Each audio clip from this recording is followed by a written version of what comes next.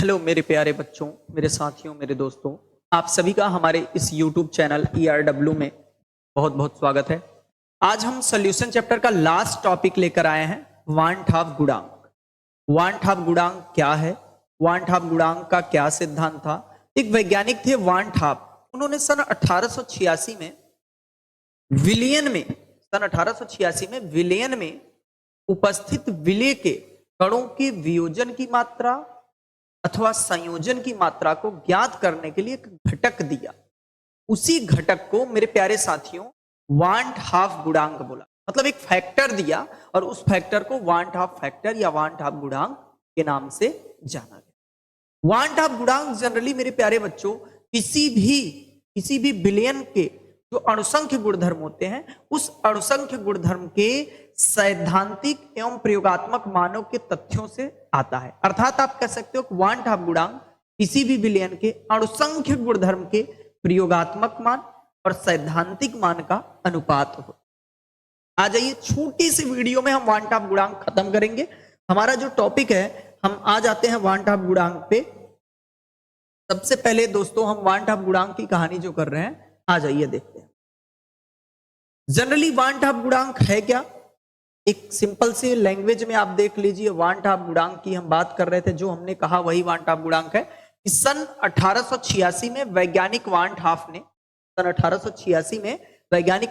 ने विलियन में उपस्थित पदार्थों के वियोजन और फिर क्या कह सकते हो अथवा संगुणन की मात्रा को व्यक्त करने के लिए एक घटक दिया जिसे वांट हाफ गुणांक कहा गया। जो वैज्ञानिक आपके क्या थे भाई?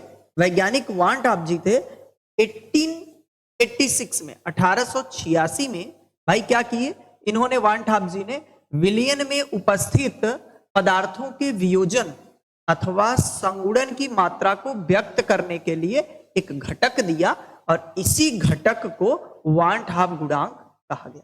क्लियर? इसी घटक को क्या बोला गया? वांट हाफ गुणांक कहा गया। वांट हाफ गुणांक कहा गया। अब वांट हाफ गुणांक जनरली है क्या?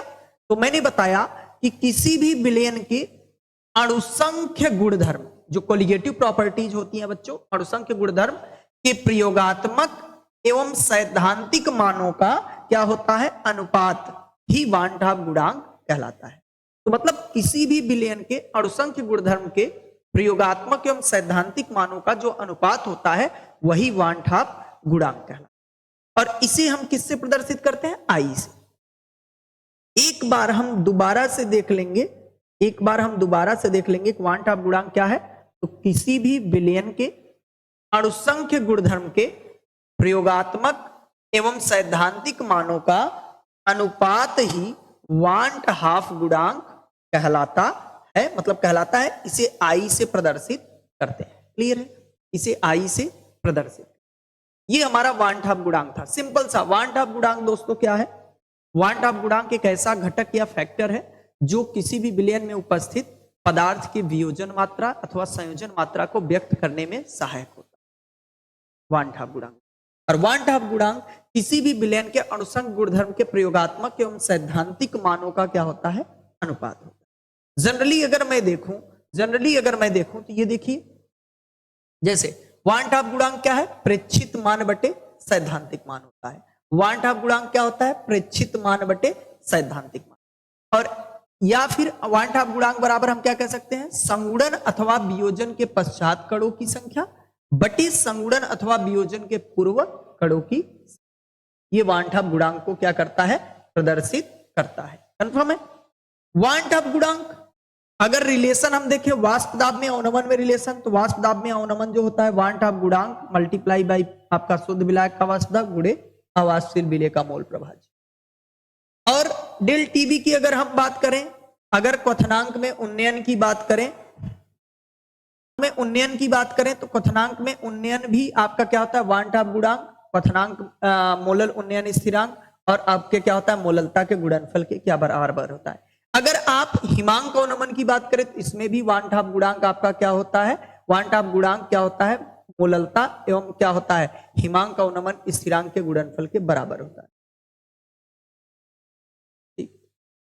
और ये पराशर दाब क्या है? I into N upon V into R into T.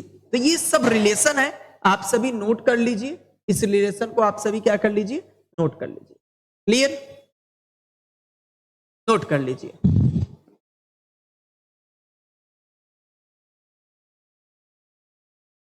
Okay, चलते हैं, आ जाइए नेक्स्ट हम चलें। अब हम चलेंगे वियोजन की मात्रा और वांट ऑफ गुणांक में क्या संबंध है, ये हम देखेंगे। तो थोड़ा सा संबंध हम लोग इसमें देखेंगे। तो हम जैसे मान लेते हैं एक हमारा कोई कंपाउंड है,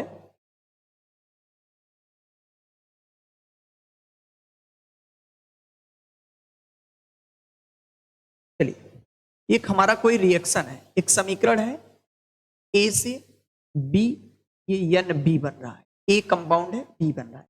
मान लीजिए कि हम लोगों ने माना कि प्रारंभ में इसकी सांद्रता 1 मोल या इसकी मात्रा 1 मोल थी, और यहां क्या बना था 0 मोल। यहां पर तब क्या रहा होगा, कुछ समय पश्चात या साम्यावस्था पर, आप कह सकते हो साम्य अवस्था पर, साम्य अवस्था पर हुआ क्या कि इस 1 मोल से अल्फा मोल निकल गया। जब अल्फा मोल निकला तो यहां पर एन अल्फा बना।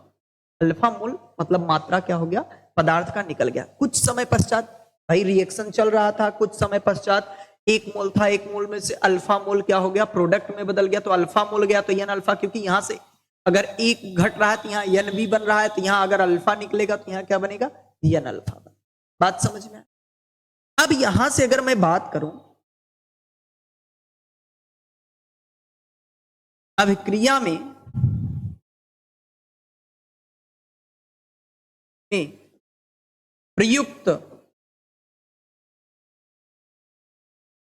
प्रयुक्त सॉरी, ऐसे ना लिख के हम लोग इसे कैसे लिख लें,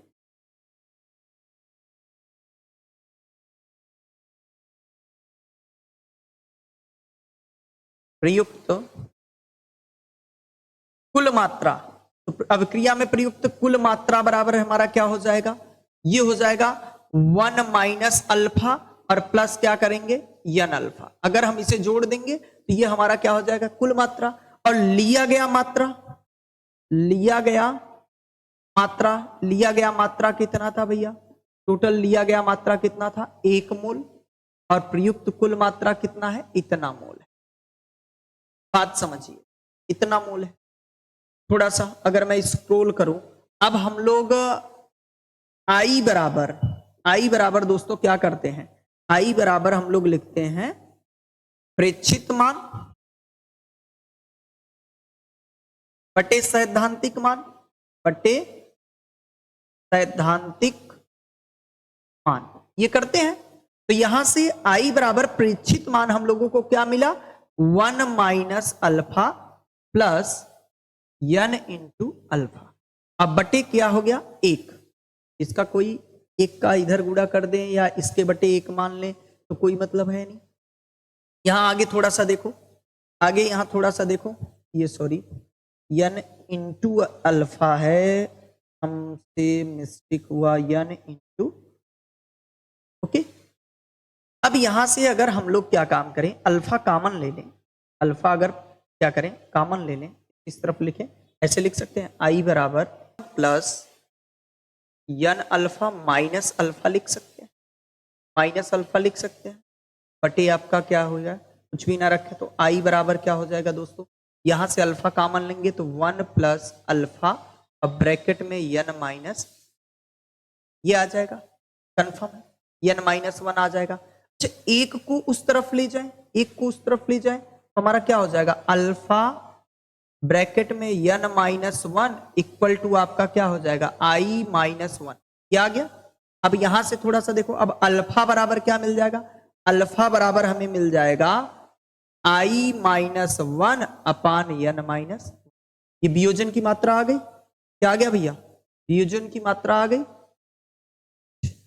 वियोजन की मात्रा आ गई कि नहीं आ गई, ये वियोजन की मात्रा, ये वियोजन का मात्रा मिल गया। एक बार फिर से समझ लीजिए, फिर से एक बार समझ लीजिए, बात को फिर से समझिए। हमने एक रिएक्शन हो रहा है, ए से एन बी बन रहा है, जहां पर प्रारंभ में ए की मात्रा 1 मोल और बी की क्या है 0 मोल। भाई कुछ बन ही नहीं रहा था, रिएक्शन ही नहीं हो रहा था, कुछ नहीं बन रहा था। साम्य अवस्था पर, जब साम्य अवस्था में रिएक्शन पहुंचा तो ए का कॉन्सेंट्रेशन अल्फा मोल निकल गया, मतलब अल्फा मोल खत्म हो चुका सांद्रता।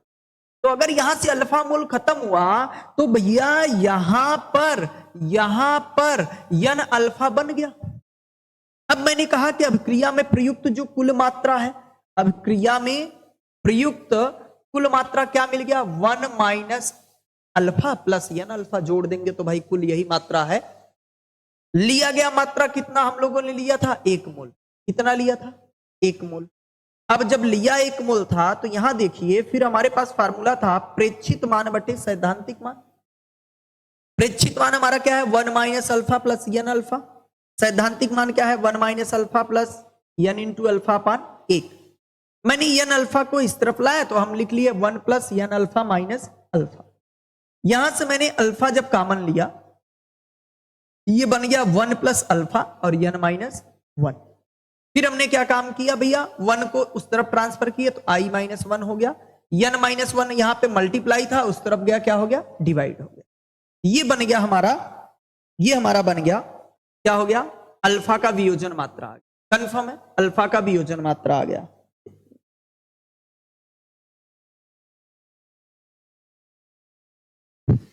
चलिए ठीक है, आगे हम चलते हैं, आगे हम चलते हैं। अब हम लोग करेंगे थोड़ा सा इसी बेस पे। ये हमारा क्या हो गया वियोजन की मात्रा और क्या हो गया वांट ऑफ गुणांक में संबंध। इसी प्रकार से ये संबंध हो गया। इसी प्रकार से संयोजन की मात्रा, संयोजन की आपका क्या हो गया संयोजन की मात्रा एवं वांट ऑफ गुणांक में संबंध। वांट ऑफ गुणांक में जो संबंध होता है वो क्या होता है भाई देख लीजिए। वांट ऑफ गुणांक में तो ये यहां पर ये अल्फा मतलब क्या है ये संयोजन की मात्रा है i माइनस 1। यहां पे क्या हो जाएगा 1 अपान n माइनस 1।